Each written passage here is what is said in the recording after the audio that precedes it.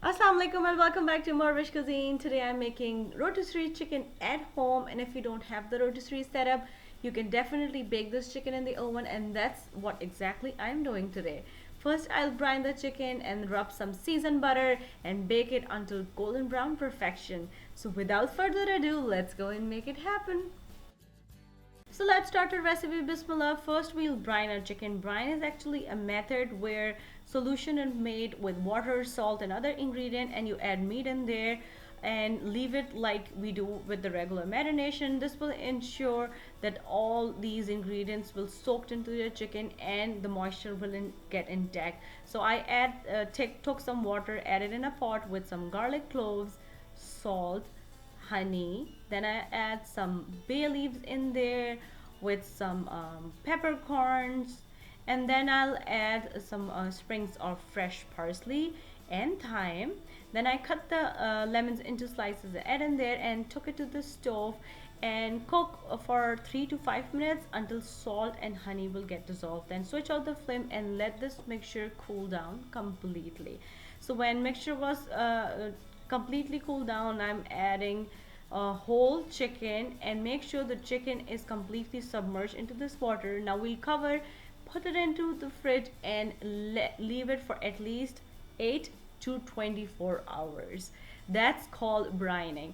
So after leaving it for at least 24 hours, to take it out, take your chicken out from this mixture and then transfer it into a colander. I put the bowl underneath it so it will catch the extra dripping. Now we need to wash this chicken as well and then let it dry for a while, and all this brine stuff we have to discard it. We are not using it anymore.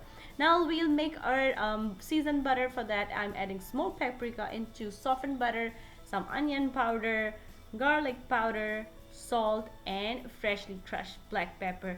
With the help of fork, I'll mix everything well. If it's not mixing completely, you can melt the butter in the microwave for a couple of seconds. Now we'll take our chicken out, and then we need to pat dry with the paper towel completely. If your chicken is not dry, the butter rub will not stick to it. Now transfer chicken onto a roasting pan, and I'm tucking the wings underneath, and then I'll tie the legs with the kitchen twine. So this actually, when we are baking our chicken, this will ensure the chicken will hold its shape. If you don't want to do this, you can totally skip this step. Now after tying the chicken, we'll just bring our butter, seasoned butter out, and just rub the seasoned butter on top, underneath the skin. Again, if your chicken is cold or your butter is very cold, it will not stick to the chicken. So just microwave it for a couple of seconds and then do the step. Now I'm putting it in the oven, which is already preheated, for 400 degrees Fahrenheit, and bake it for 1 hour and 20 to 25 minutes until you insert the meat thermometer and it's registered 165 on the thigh part. In the intervals, I'll just open up the oven and then baste the chicken, which means whatever the dripping is coming onto your roasting pan, just pick it up with the spoon and put it back again on top of your chicken. If you think your chicken is not fully cooked but it's getting burned because of the skin, so just loosely cover it with the piece of foil. This will ensure the chicken will not get burned from top and get cooked completely from inside. And your delicious homemade rotisserie chicken is ready to serve. Today I'm serving some roasted potatoes and garlic bread, and to make it a complete meal, I am serving some matar pulao as well. This chicken is so flavorful and so delicious, and that's what brining does.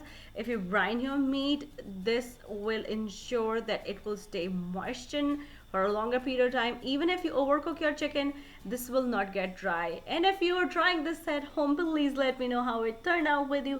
And if you want to learn something else, let me know. Leave me a comment down below and I will try my best to make it happen for you guys. Once again, thank you so much for watching. And if you like this recipe, don't forget to click on the links to enjoy a lot more recipes like this.